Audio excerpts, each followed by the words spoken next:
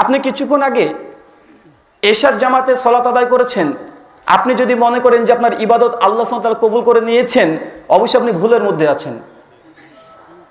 আপনি 5 লক্ষ টাকা দিয়ে এবছরে হজ করেছেন, আপনি যদি মনে করেন যে না আপনার হজ আল্লাহ কবুল করে নিয়েছেন, নিশ্চিত হয়ে যান, আপনি এখনো ভুলের মধ্যে আছেন। আপনি 70,000 টাকা দিয়ে একটি গরু কুরবানি দিয়েছেন এবছরে, আপনি যদি মনে করেন না আল্লাহ সুবহানাহু ওয়া তাআলা আপনার এই কুরবানিটা কবুল করে নিয়েছে, অবশ্যই আপনি ভুলের মধ্যে আছেন। কেন? ইবাদত করলেই যে আল্লাহ কবুল করবেন এমন কোনো নিশ্চয়তা নেই। এর জন্য বেশ কিছু শর্ত আছে, শর্ত সাপেক্ষেই আল্লাহ সুবহানাহু ওয়া তাআলা আপনার ইবাদত কবুল করবেন, অন্যথায় সেটা বর্জন করা হবে। আলোচ্য বিষয় ইবাদত কবুলের শর্ত। এই ইবাদত কবুলের শর্তের মধ্যে আমরা দুটো অংশ মিশ্রণ করে দিব।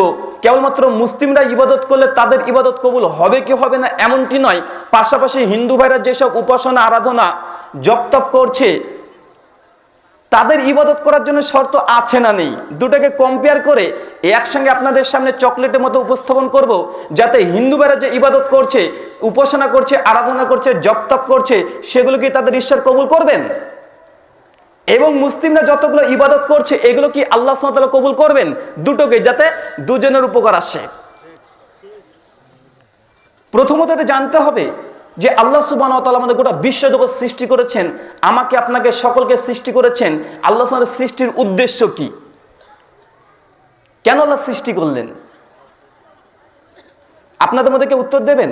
যে ভাই বলছে তাওহীদ প্রতিষ্ঠার জন্য, আল্লাহর ইবাদতের জন্য। আসলে ইবাদত এটা বলতে আমরা কি বুঝি? ধর্ম এসেছে ধৃধাতু থেকে। অমরকোষ ডিকশনারি দেখবেন সংস্কৃত টু বাংলা পৃষ্ঠা নাম্বার 198, তারা বলছে ধর্ম এসেছে ধৃধাতু থেকে, মানে কিছু ধারণ করা। আসলে কিছু ধারণ করা এটাই কি ধর্ম? জি না। কিছু ধারণ করবেন, কিছু বর্জন করবেন, এটা হচ্ছে মূল ধর্ম, আর এটা হচ্ছে ইবাদত। 5 ওয়াক্ত সালাত আল্লাহ সুবহানাহু ওয়া তাআলা ফরজ করেছেন, এটা ধারণ করলাম, এটা কি? ইবাদত। সূরা মাইদা আয়াত নম্বর 90 আল্লাহ খামার নেশাজাত দ্রব্যকে হারাম করেছে, এটাকে আল্লাহ সন্তুষ্টির জন্য বর্জন করে দিলাম, এটাও ইবাদত। মানে কিছু ধারণ করা ইবাদত নয়, আপনি বর্জন করছেন আল্লাহর সন্তুষ্টির জন্য, এটা ইবাদত। আপনি জুয়া খেলবেন না, এটা বর্জন করছেন কার জন্য? আল্লাহর জন্য, এটাও ইবাদত। আপনি বিবাহ করছেন, এটা আল্লাহর সন্তুষ্টির জন্য, এটা একটা ইবাদত। মানে ধারণ এবং বর্জন দুটোর নামই ধর্ম। আর এই দুটো ধর্ম সবসময় মিশ্রিত থাকে কর্মের সঙ্গে, অনেক ক্ষেত্রে, সার্বিক ক্ষেত্রে নয়, তবে অধিকাংশ ক্ষেত্রেই ধর্ম নির্ভর করে কর্মের উপরে। আল্লাহ সুবহানাহু ওয়া তাআলা গোটা বিশ্বকে সৃষ্টি করেছেন কেন? ধরুন ইন্ডিয়ার তো ভারত থেকে একটা নতুন যন্ত্র নিয়ে এসেছি, আপনাদের সভাপতি সাহেব আছে, তার হাতে দিয়ে দিলাম, তারপরে বললাম যে শেখ এই যন্ত্রের উদ্দেশ্য কি, এর কাজ কি? উনি কি বলতে পারবেন? কেন? কারণ তিনি যন্ত্র সম্পর্কে অবগত নয়, এই জন্য তিনি বলতে পারবেন এই যন্ত্রের উদ্দেশ্য কি। অবশ্যই আমরা মানুষকে যদি সবচেয়ে বড় যন্ত্র মনে করি, আর এটা অবশ্যই মানুষ একটা বড় যন্ত্র, যদি এই যন্ত্র সম্পর্কে আমরা প্রশ্ন করি আপনাদেরকে এর উদ্দেশ্য কি, আমরা কি বলতে পারবো আমি বা আপনি? না, অবশ্যই আমরা যথার্থ উত্তর দিতে পারবো না, সংশয় রয়ে যাবে। তবে যে যন্ত্রকে সৃষ্টি করেছে তাকে যদি প্রশ্ন করি বা তাকে যদি জিজ্ঞাসা করা হয় যে এই যন্ত্রের কাজ কি, লক্ষ্য কি, উদ্দেশ্য কি, কেন বা সৃষ্টি করা হয়েছে, তিনি যথার্থ উত্তরটি দিতে পারবেন। আল্লাহ সুবহানাহু ওয়া তাআলা তিনি আমাদের স্রষ্টা, তিনি আমাদের সৃষ্টি করেছেন, অতএব তিনি বলতে পারবেন যে আমাদের উদ্দেশ্য কি। আল্লাহ সুবহানাহু ওয়া তাআলা বলছেন পবিত্র কোরআন সূরা জারিয়াত সূরা নম্বর 51 আয়াত নম্বর 56, ওয়ামা খালাকতু জিন্না ওয়াল ইনস, ওয়ামা এবং আমি, আল্লাহ বলছে ওয়ামা, আমি মানুষ এবং জিন জাতিকে সৃষ্টি করতাম না। এখানে মা আছে, নাফি, মাজিদ সিগা দিয়ে আল্লাহ সুবহানাহু ওয়া তাআলা ব্যবহার করছেন যে আমি মানুষ এবং জিনকে সৃষ্টি করতাম না। তবে আল্লাহ সৃষ্টি করছেন কেন? ইল্লা লিয়াবুদুন, আল্লাহ সৃষ্টি করেছেন এই জন্যই যে আমরা তার ইবাদত করব, তার বান্দেগি করব, তার দাসত্ব করব। আলোচ্য বিষয় ইবাদত কবুলের শর্ত। বোঝা গেল আল্লাহ সুবহানাহু ওয়া তাআলা আমাদেরকে অর্থাৎ মানুষ এবং জিন জাতিকে সৃষ্টি করেছেন তার ইবাদতের জন্য। এই ইবাদতের উপরে নির্ভর করছে মৃত্যুর পরের জীবন, অর্থাৎ জান্নাত জাহান্নাম কিয়ামত, এই মাঠটা। আলোচ্য বিষয় ইবাদত কবুলের শর্ত। একদা আমাদের পশ্চিমবাংলার নদী একটা ডিস্ট্রিক্ট, যেখানে হিন্দু ভাইদের সবচাইতে বেশি আছে পার্সেন্টেজ হিসাবে, গোটা ভারতবর্ষে তার 80%, তবে নদিয়া ডিস্ট্রিক্টে সবচেয়ে বেশি। ওখানে ভগবান শ্রীকৃষ্ণের জন্মস্থান।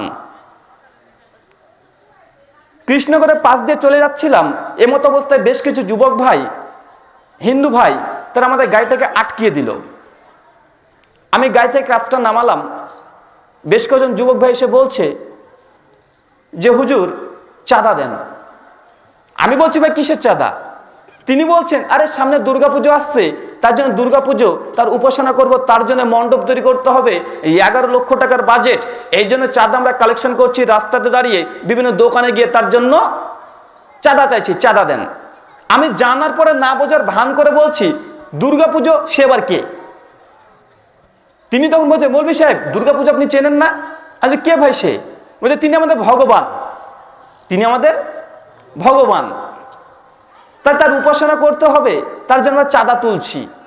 আমি তখন বললাম ভাই দেবী দুর্গা ভগবান মানে ঈশ্বর তিনি? জি হ্যাঁ। আমি বলছি ভাই দেবী দুর্গা যদি ভগবান হবে তো আমি যে ঈশ্বর উপাসনা করি আল্লাহ সুবহানাহু ওয়া তাআলা তিনি আবার কে? উনি বলছেন ভাই ওটা তো আপনাদের আল্লাহ, আর এটা হচ্ছে আমাদের আল্লাহ, অর্থাৎ ঈশ্বর।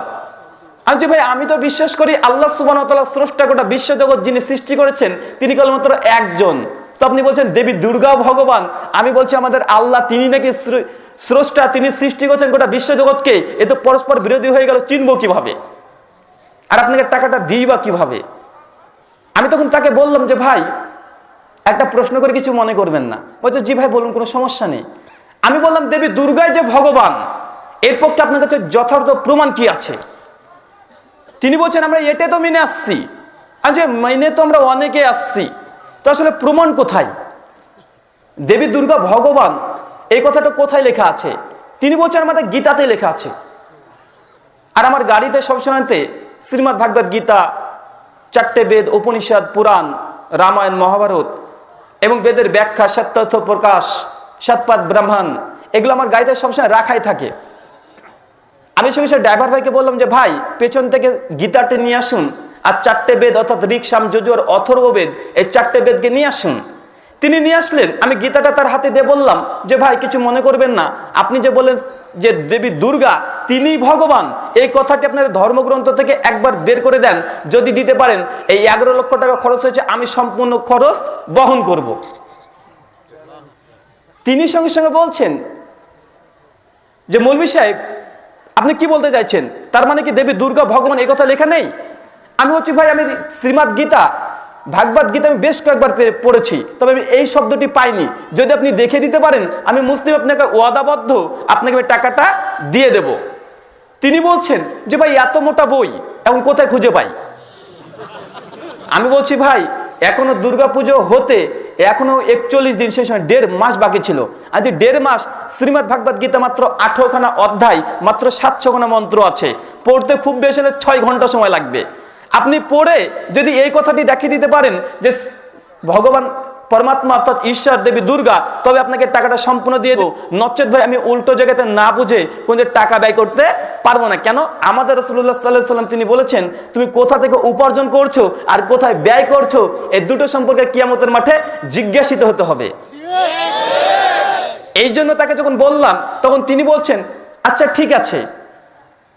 আর বেশ কিছু যুবক ভাইয়ের আছে তারা বলছে যে মৌলভী সাহেব মনে টাকা দেবে না, চল যাই, এই বলে তা যখন প্রস্থান করছে, এমত অবস্থায় আমি বললাম যে ভাই আপনাকে কিছু কথা বলতে চাইছি, যদি কিছু না মনে করেন একটু সময় দেবেন। ওই যে মৌলভী সাহেব বলুন। দেখুন তার সঙ্গে কথা চলছে তার ভগবান নিয়ে, তিনি কিন্তু আমাকে একবার ধমক দেয়নি, তিনি আমাকে একবার ধমকে দেয়নি, উল্টো পাল্টা গালিগালাজও করেনি যে এত বড় সহজ টাকা দেবেন না আপনি এমন কথা বলেন কিভাবে।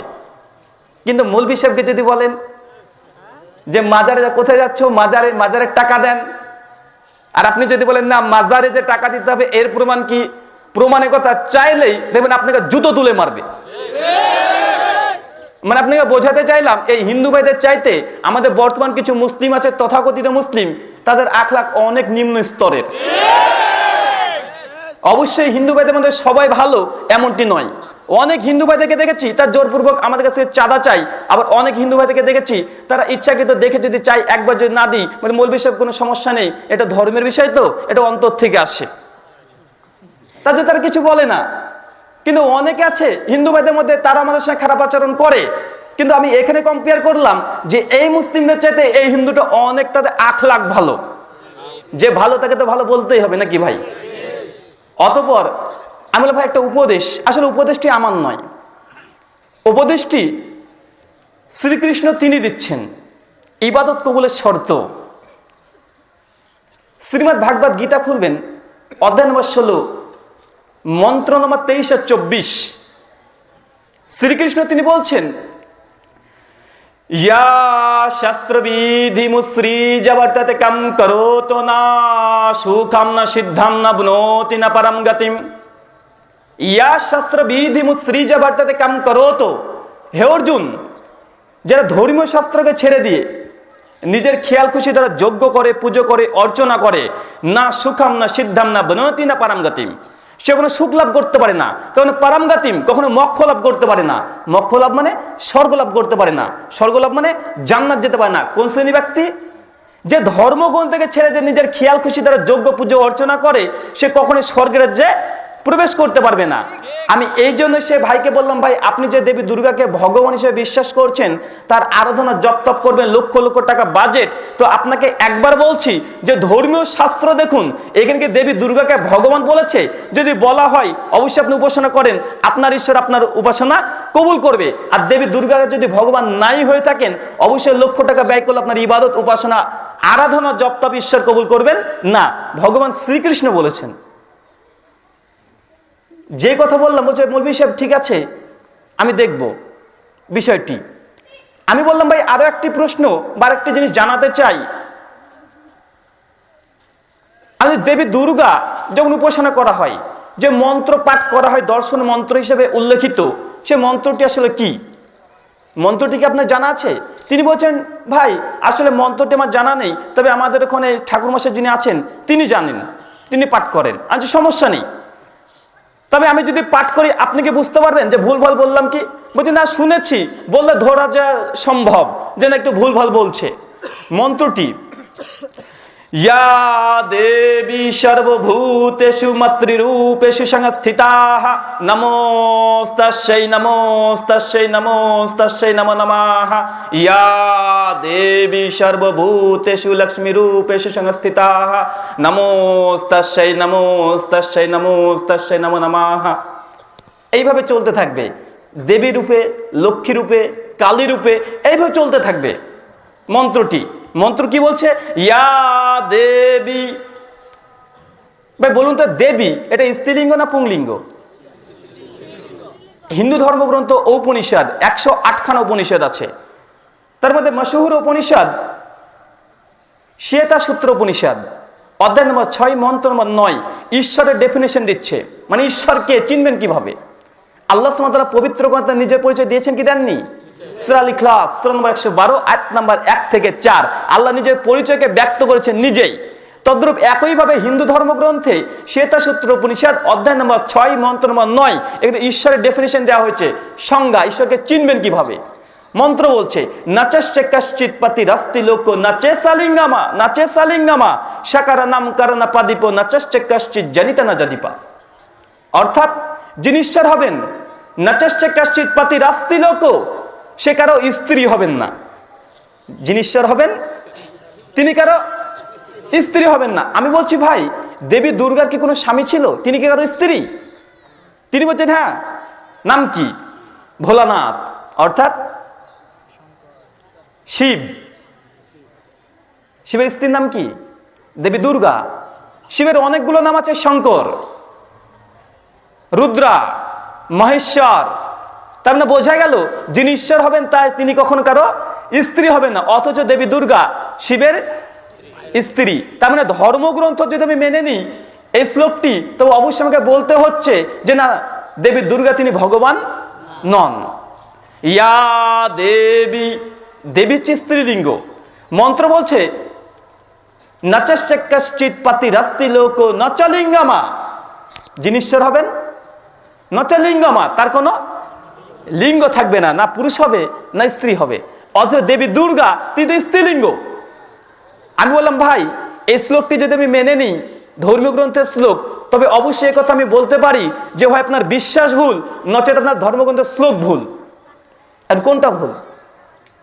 যিনি ঈশ্বর হবেন তিনি কারো স্ত্রী হবেন না, এক। যিনি ঈশ্বর হবেন তিনি কখনো নারী অথবা পুরুষ, তার কোনো লিঙ্গ থাকবে না। কিন্তু দেবী দুর্গা তিনি একজন স্ত্রী, মাতৃরূপে, মানে মায়ের রূপে, মাতৃ স্ত্রীলিঙ্গ। আচ্ছা ভাই, অবশ্যই এটা থেকে প্রমাণ এটাই হয় যে দেবী দুর্গা তিনি ভগবান অথবা ঈশ্বর পরমাত্মা নন। অবশ্যই আপনার বিশ্বাস ভুল অথবা আপনার ধর্মীয় গ্রন্থ ভুল। এখন কোনটা, এটা আপনি ডিসিশন নেন। আপনার কি জানেন ভাই, এই দুর্গা শব্দটি হিন্দু ধর্মগ্রন্থ শ্রীমদ্ ভাগবত গীতাতে একবার ব্যবহার করা হয়নি, একবারও নেই। এমনকি 4টে বেদ, যে সবচেয়ে উচ্চ স্তরের কিতাব, এই বেদেও দুর্গা শব্দটি একবারও ব্যবহার করা হয়নি। পাশাপাশি ভগবান, এই ভগবান শব্দটি হিন্দু ধর্মগ্রন্থ গীতা এবং বেদে একবারও ব্যবহার করা হয়নি। আমি বলছি ভাই, টাকাটা দিই কিভাবে, যে কোনো প্রমাণ নেই। তার মানে বোঝা গেল যে হিন্দু ভাই একটা উপাসনা করছে, এই উপাসনা তারা করছে মানে যে ঈশ্বর কবুল করবে এমন কিছু কি? জি না। হিন্দু ধর্মগ্রন্থ অনুসারে উপাসনাকে 3টে ভাগে ভাগ করা হয়েছে। শ্রীমদ্ ভাগবত গীতা পড়বেন, অধ্যায় নম্বর 17, মন্ত্র নম্বর 5 থেকে 8। একটা সাত্ত্বিক, একটা রাজসিক, একটা তামসিক।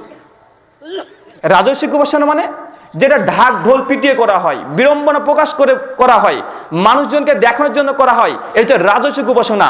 শ্রীকৃষ্ণ তিনি বলছেন এই উপাসনা যারা করে তাদের উপাসনা ঈশ্বর মহান স্রষ্টা তিনি কবুল করবেন না। আমি বলছি ভাই, দেবী দুর্গার উপাসনা তো ঢাক ঢোল পিটিয়ে রাজকীয় ভাবে করা হয়, অতএব শ্রীমদ্ ভাগবত গীতা অনুসারে আপনার উপাসনা ঈশ্বর কবুল করবেন না। এই বলাতে ছেলেগুলো চলে গেল। আর আমাদের মুসলিমদের মধ্যে অনেকে ভাবছে যে রাহুল ভাই কত সুন্দর না দিয়েছে হিন্দু ভাইটিকে, যে তারা একটা মূর্তি পূজা করে, এটা কতই না খারাপ কাজ। ভাই আমরাও যে করি, আমাদের মুসলিমদের মধ্যে অনেক উপাসনা করা হয়, আল্লাহর ইবাদত মনে করে করা হয়, সেগুলোকে আল্লাহ কবুল করবেন? জি না। এখানে হিন্দু ভাইদেরকে বললাম মানে এই না যে হিন্দু ভাইকে আঘাত দেওয়ার জন্য, জি না। বোঝানোর চেষ্টা করলাম আপনাকে এবং আমাদের মুসলিম ভাইদেরকে যে আমরা উপাসনা করলেই ঈশ্বর কবুল করবেন এমনটি নয়। অবশ্যই উপাসনা করার জন্য একটি নির্দিষ্ট শর্ত আছে।